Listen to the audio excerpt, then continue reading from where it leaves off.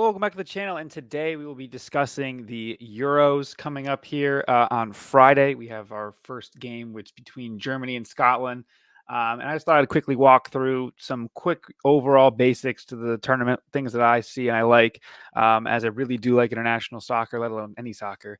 And this is one of the best tournaments you can get.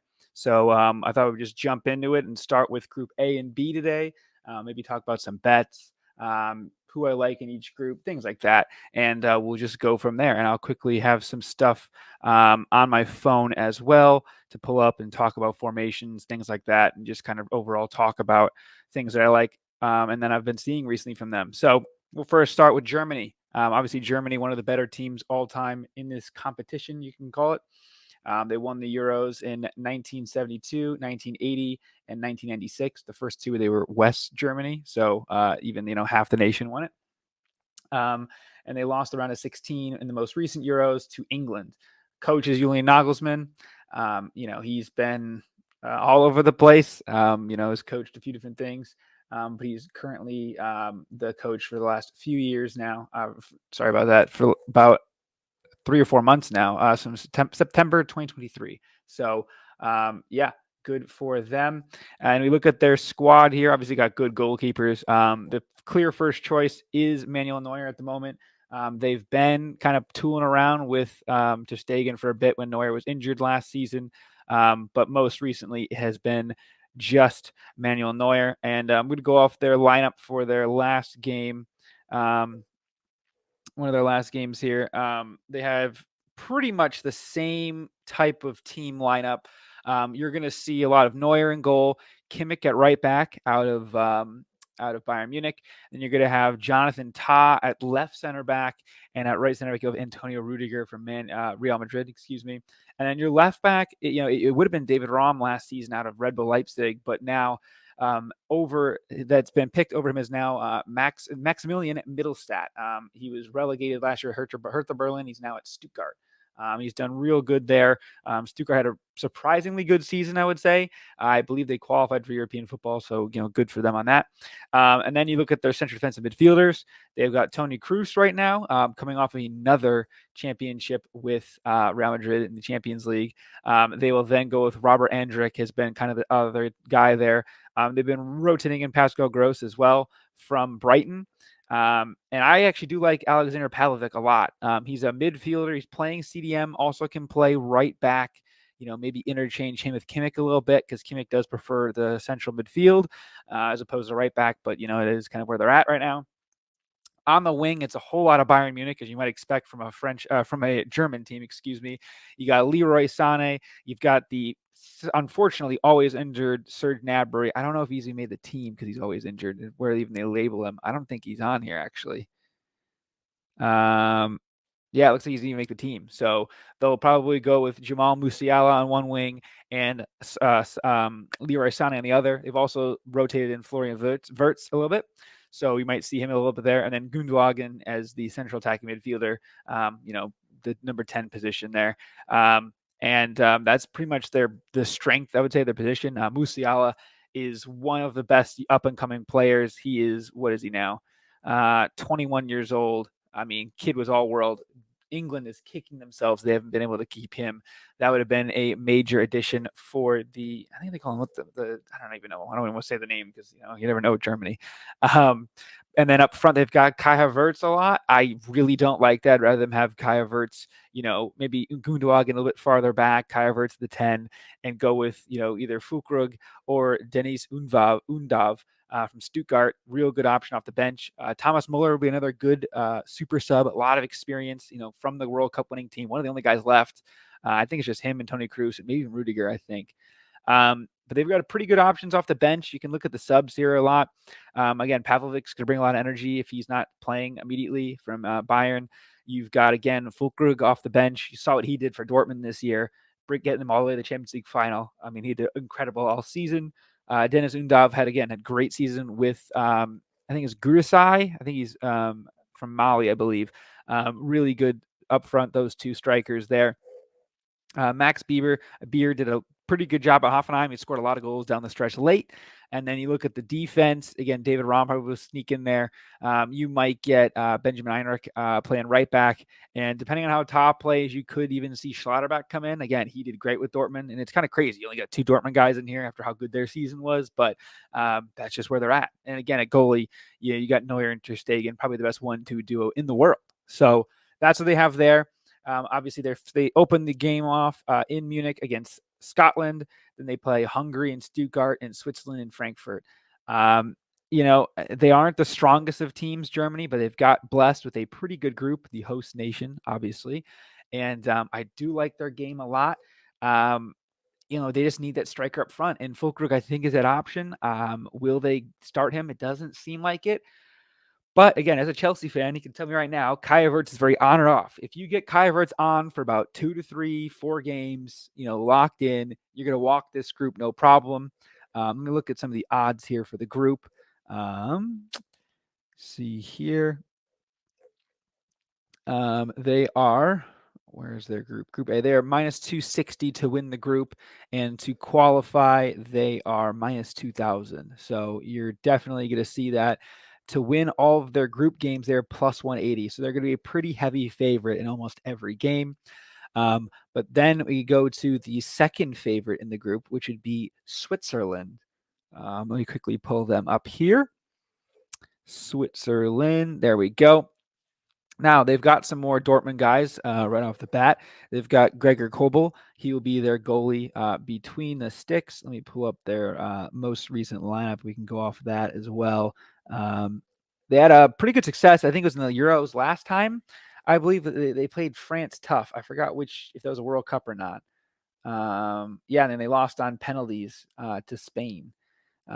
They would have had Jan Sommer as the goalie. I don't think he's the first team goalie anymore. I could be mistaken here. Let me quickly check. They had their most recent friendly against Austria, and they tied. I don't know how good this lineup is. Let's see here. Yeah, I don't know if that's their strongest lineup. Let me look a little bit farther back to a game that they played that meant something. Is this one maybe? Yeah, that's a bit better of a lineup. Where they had actually Mvogo in net. But again, they've got 3 pretty good options there. You'll probably have Manuel Akanji in there as well, coming off of Man City's good season there. Fabian Schär, another Premier League defender. I would be surprised if he's not back there as well. They've got Miko Eveldi. He started a lot of their games as well. Then they have they usually go with the 3-4-1-2 is a frequent formation that they do use. Who's even their coach? Marat Yakin. Since 2021. So he's been there for a long time. They went to the last 16 again in the World Cup. That's what it was. Then they've got a few other guys in front of them. They'll have Granit Xhaka in the middle out of, where is it? Leverkusen. Yep. Their other midfielder has been Furler a lot. He is from Atalanta. Where is he? Unless he's not in here. Oh, from Bologna now. Okay, there you go. I guess he must have transferred this offseason. Oh, no, he's in Bologna all the time this year. He's wearing an Atlanta photo in his jersey, in his headshot here on the app. Sorry. And then they've gone with some wing backs. They've gone between a few different guys. Ruben Vargas will be there. He kind of can play wing back all the way up to winger, even like a supporting right forward role. We'll see him there from Augsburg. Stevan Zuber, he's been another guy they've had up there as well. A lot of interchange him, whether he's like right behind the striker, if he's playing a wing back role as well. And then up top, they've got a few options. Breel Mbolo was one of the career mode legends. For those of you that play FIFA, you'd know him from way back in the day. Dan Adoye, he actually is playing left back in a few of the games, but he's a forward here. And then I think the main 2 guys you'll see is Zekai Amumadai from Burnley and Noah Okafor from AC Milan. Noah Okafor really came off pretty well. He was on Red Bull Leipzig, Red Bull Salzburg in the what's it called? The Champions League 2 seasons ago. Was bought by AC Milan last year. Didn't really start, but he was kind of like a guy that came off the bench a ton. And then you've got the always famous Xherdan Shaqiri out of the Chicago Fire, really getting up there in age though, but he used to be a real fun FIFA card back in his Inter Milan days. So that's what we got there. And then we will move on to Switzerland. I think they're a good sneaky dark horse team. Depends how good they play with defense. They get some good goals. Maybe things will happen, but don't see too much out of them. Then next in the odds, we will see them. They're minus 200 to advance. So they're projected to advance. So there's that. And then let's see here. Sorry, the app closed on me. Group futures. Yeah, they have let's see here, to qualify from the group. Next is Hungary. Hungary, again, you think of them with Puskás way back in the day. Hungary's got actually not a bad squad. They've got a few guys that you might not you will recognize. Excuse me, I mean, not think of immediately. That starts with Peter Gulashi, the goalie. He is coming off a pretty nasty ACL tear a few years ago. It feels like a few years ago. It might just be a year ago now. When they played in the Bundesliga. I forgot he tore his knee. It was bad. Looking at them quickly, they'll have a back three of Salazar, Orban, and Lang. They've had this duo for a while. I got Lang here from Omaninda, Willy Orban from Leipzig as well, and Salazar from somewhere in Germany. Freiburg. So there's the back three there. They've then gone with a kind of a wing back, three at the back type thing here with Kirkes, Styles, Nagy, and Bola. I just straight up don't know a ton about those midfielders, but their top three is actually pretty good. They've got their striker, Barnabas Varga from Fenerbahce. I don't know how to say this team correctly, but this is a team you see a ton doing their thing in the Champions League. They'll be like that, like the last team. They'll probably lose their group or sneak one out there, and they're pretty good as well. They got Daniel Gazag from Philadelphia Union, pretty good in Philadelphia Union, but again, it's a little bit of an upgrade, I would say, from that to this. He can play a bit of offense as well, kind of a supporting attacking midfielder. But the two attacking midfielders you'll see, and you'll probably recognize the most, are Roland Salai from Freiburg and Dominic Szoboszlai from Liverpool, obviously formerly of Red Bull Leipzig. So a big, Polish connection there with Red Bull Leipzig, Hungarian. You got three guys there. I like this Hungary team a lot. Again, they play very well defensively, super disciplined at the back, really tall center backs, and dominate the play. You got a really good goalie that can take over games in Gulashi. And then you've got some game-breaking forwards in Szoboszlai and Salai, right? Those guys can just feed Varga, and they can get goals and make things happen.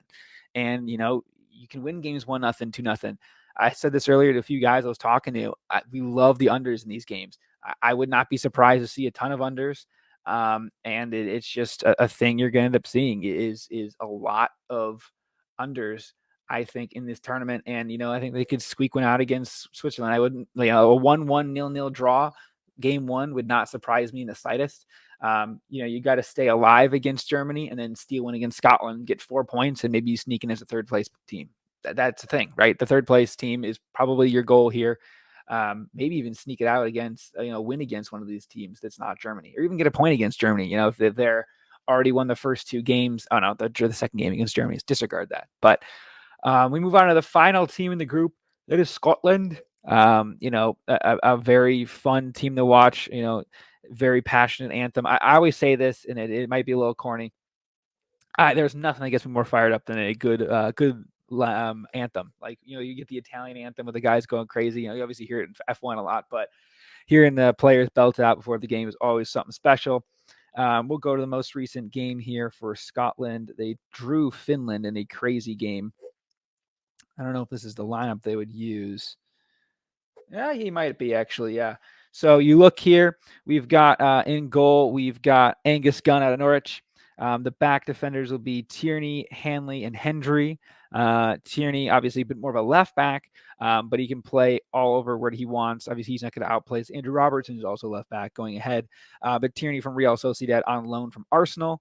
You got Hanley from Norwich as well. Good chemistry there with his goalie. And then you've got Hendry, who actually plays in Saudi Arabia for Al Fatih. I didn't even realize that. That's kind of crazy. So they've got them there. Sorry, my app is freezing out right now. In midfield, you'll see a lot of Stuart Armstrong with the newly promoted Southampton. James Forrest, always a legend at Celtic. Billy Gilmore, Ex-Chelsea man, again, a lot of those ex-Chelsea guys all over the place, as you'll probably see throughout this tournament. He is obviously been doing his thing very well to get a permanent move, I think, to Norwich, and then he went to Brighton last year. I don't know how he did at Brighton this year, but I know he played pretty well against Chelsea. Sorry, my app crashed. We'll pull it back up here. And then you'll have Robertson at left back. That's kind of a lockdown there. Probably their best player. I think you would say no problems there with Liverpool. Then they've got also in midfield, John McGinn of Aston Villa. Great job there. And Callum McGregor from Celtic. You'll probably see a combination of McGregor, McGinn, and McTominay in the middle. McTominay is the interesting one because he's huge. He's like, 6'3", 6'4", great header of the ball. He's, can play box to box. Towards the end of the year with the, the patched up bandage squad of Man United, he was playing like center attack and mid, almost even striker at times, like a false nine type deal. You get him behind there up front with, you got Shankland up front. You've got Che Adams, Ryan Christie, really good three options there. Interlinking up front. It's a pretty interchangeable front attack. So I think that you can see them do a lot of things there. Get different looks. If you're not liking it, they can interchange and swap out, and support Shankland or Che Adams up front, and it gets a really interesting group. Scotland, they'll be playing with a lot of passion, a lot of pride. They always do. I don't think they've ever gotten out of the group stage. That is correct.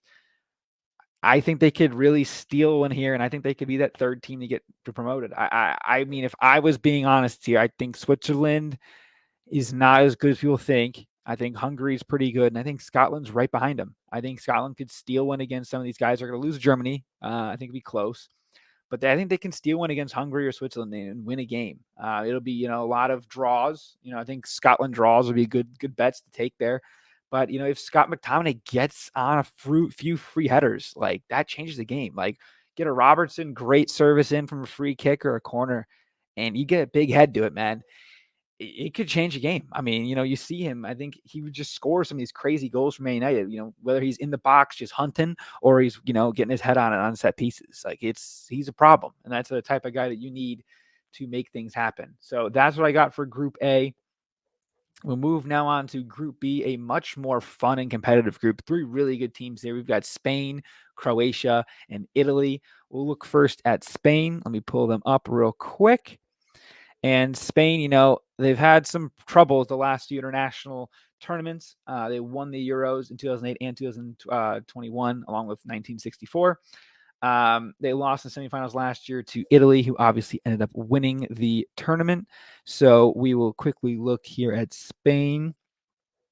Their most recent match, we're not even going to worry about because they played some bad teams. Yeah, we'll look at it actually. They played North Ireland, but a bit of a rotated squad, but they've got a lot of rotations in general. So you got Simone in net, probably the guy you're going to go with. He's been the goalie for a while for the national team. If not him, you got David Raya. Obviously did a great job over at Arsenal. Right back, you'll probably go with Danny Carvajal. I know he was getting a little bit of rest. You got him. He's real special. One of the most winning players of all time. If not him, you got Jesus Navas. I don't know if he's even in the squad here. I'm looking at the most recent friendly. I would assume that'd be the squad, but I guess maybe they had him in for a bit. You'll have Carvajal at right back. I think you'll have Grimaldo at left back. If not him, Cucurella from Chelsea, but I would prefer Grimaldo if I'm them. One of the outstanding Leverkusen fullbacks last season. Central defenders, you've got a few guys you can go for. You got Aymeric Laporte from Al Nassr. You've got Lenormand from Real Sociedad. And you've got Nacho Fernandez from Real Madrid.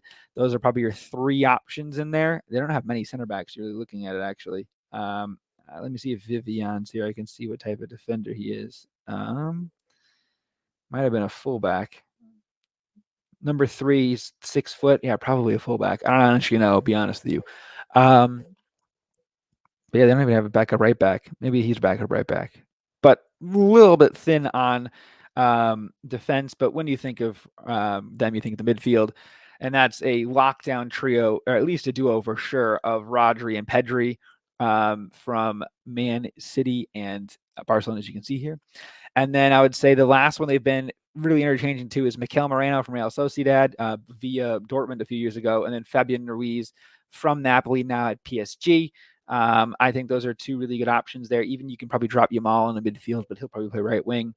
And again, yeah, even Danny Olmo. So he's a forward. He can play midfield for sure. I think he will probably end up doing that. So don't worry about that there. And then up front, you've got a luxury of options. You've got Nico Williams, despite his brother switching to play for Ghana, he is staying at playing left wing. Oh, he's actually named on the list here. Well, disregard what I just said there. You'll have Yamal up front for sure as a right winger. Ferran Torres can play left wing.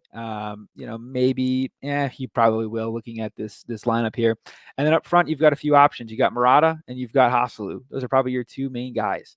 Murata, more of a, I would say, well-known figure. I mean, Hasalu actually, obviously him jumping onto the stage and stealing away the quarterfinal away from not Dortmund, Munich this year. Bayern, it's something that no one really saw coming. Dude was like on loan from like Real's, what's it called, Espanyol last year, and then he goes over to Madrid and just, is their backup striker, just super sub, Ole Gunnar Solskjaer, excuse me, type guy off the bench like he used to have back in the day for Man United. Hasalu, just, great super sub. Bring him on in the 70th minute, let him go nuts. But you'll probably see Murata be the guy up front.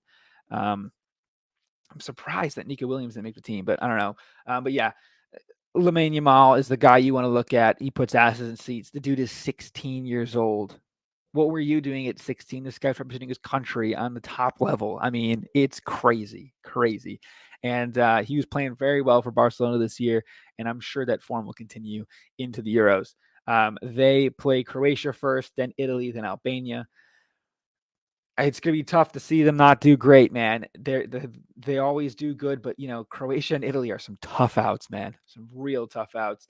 And speaking of Croatia, we will go to them next. Now we go to Croatia. Their goalie will be Dominik Livkovac of Fenerbahce now, but was the guy you would know from Dynamo Zagreb, the best team in Croatia. Then you've got Gvardiol, left back via Red Bull Leipzig, now over at Man City. You'll have your center backs as Sulato and Ponegrak, it looks like. Yeah, from Lecce. And where is Sulato at? Ajax. And then your right back will be Stanisic from Leverkusen on loan from Bayern Munich. Great job for Leverkusen. He played like more of a right back as opposed to right wing back, even a right center back almost in their three-back right wing there, because we obviously would have Frimpong in front of him, or you'd switch in with him. So he's a bit more of a defensive fullback than his alternative there. Then your midfield is the three it's been for a very long time. Brozovic from Al Nassr via Inter Milan, Kovacic from Man City, and of course Luka Modric from Real Madrid. Another guy that could get in there for sure would be Mario Pulisic from Atalanta, also I think of Chelsea way back.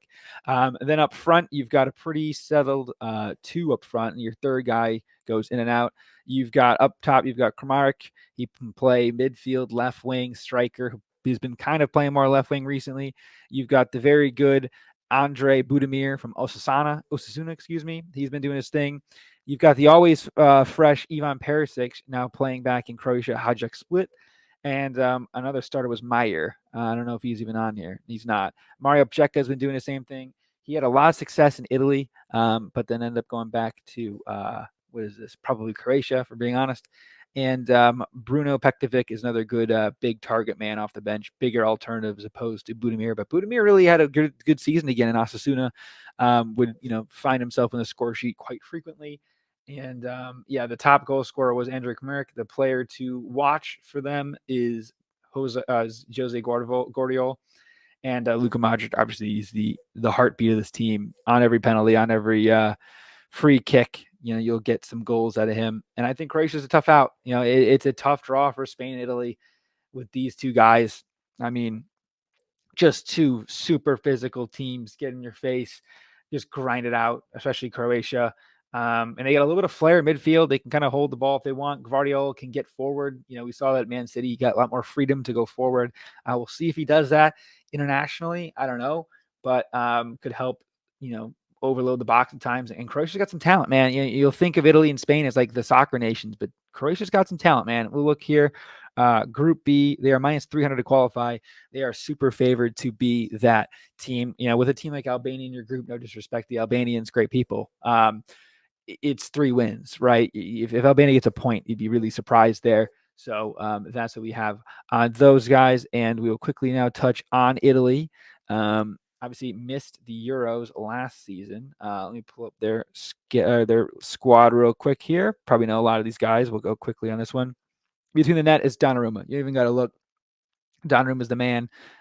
He has been the man for a long time. Obviously, was a huge reason for them winning the Euros last year.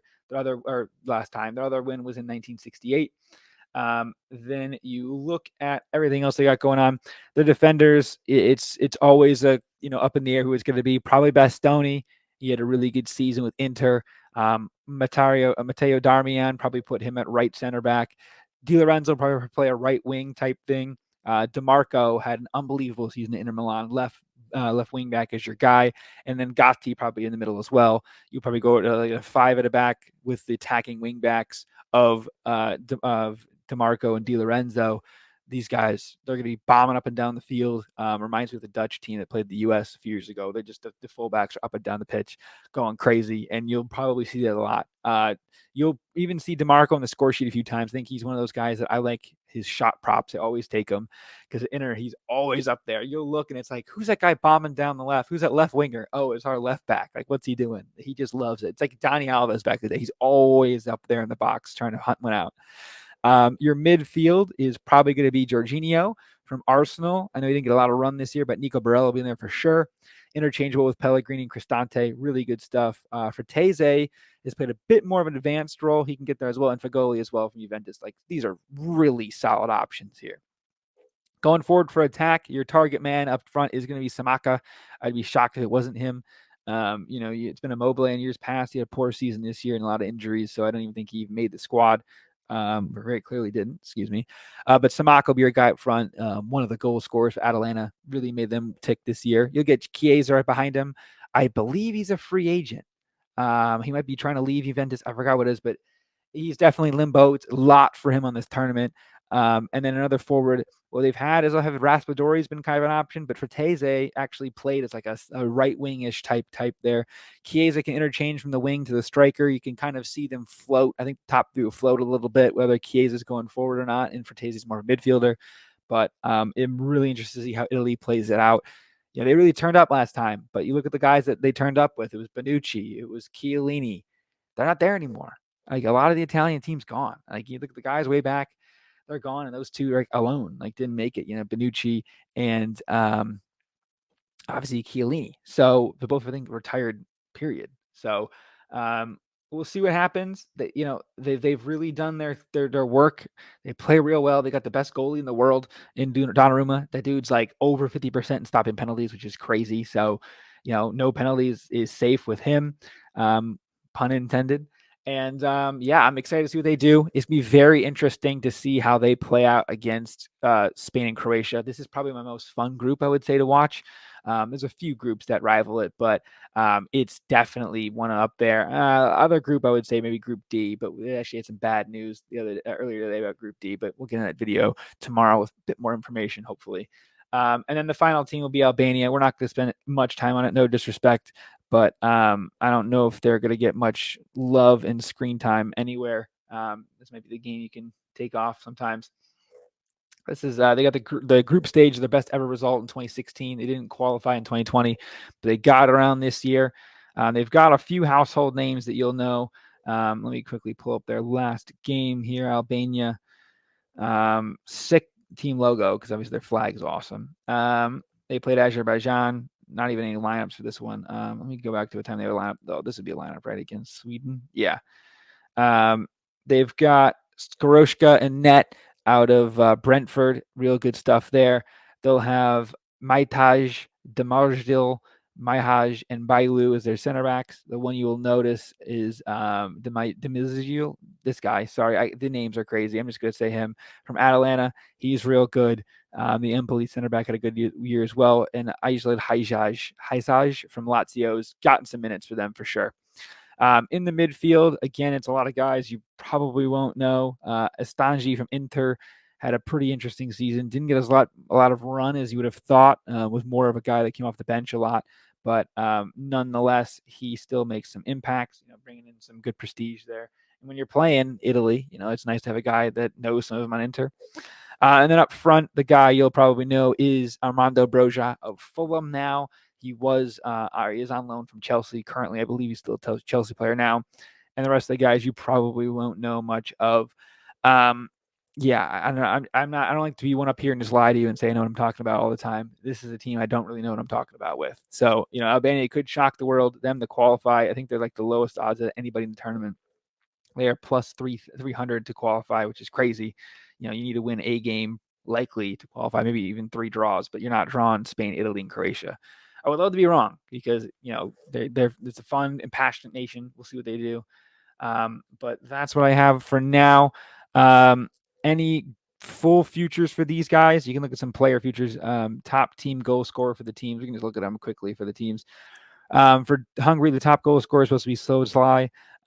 Top goal scorer for Germany is Kaya Wirtz. I wouldn't hate a little sprinkle on Füllkrug, plus 650. I actually like that a lot. Even Leroy Sané, I don't know if he'll score a lot, but Undav will get you some goals. If you think they're going to go out soon, you might get him 1 or 2 off the bench, but Füllkrug 650 is really good odds. Your top goal scorer. For Switzerland, I like Zika Mandi plus 400. If not him, maybe Okafor plus 900 off the bench, or even a Ruben Vargas plus 900. Something to look at there. And I think that's all they have. I don't know if they have anything else for guys. Oh, Scotland, top scorer, Scott McTominay. Probably not a bad option. I don't think McGinn or Che Adams are bad options at 500 and 600 respectively. I think that's Italy, top goal scorer, Samaka or Chiesa, both 750 or 350. I think that's pretty good. Yeah, that's all you would do there. Albania, top goal scorer is Armando Broja, is also tied with no goal scorer. They don't think they're going to score a goal in 3 games at plus 500, which is crazy, but I honestly don't hate that. And yeah, I think that's all we have there. Kramajic or Budimir. I would say Budimir for Croatia. Or if you're feeling spicy, you could go for Modric at 700. Again, he'll be on all the special teams. So that's all we have for there. Please like and subscribe, and we'll get back with you tomorrow. We'll do Group C and D tomorrow, E and F on Wednesday. And I might do at the end of that video or a subsequent video on Thursday talking about my overall top bets, picks, predictions, things like that. But yeah, that's all I have for now. Please like and subscribe. We'll see you guys next time. Peace.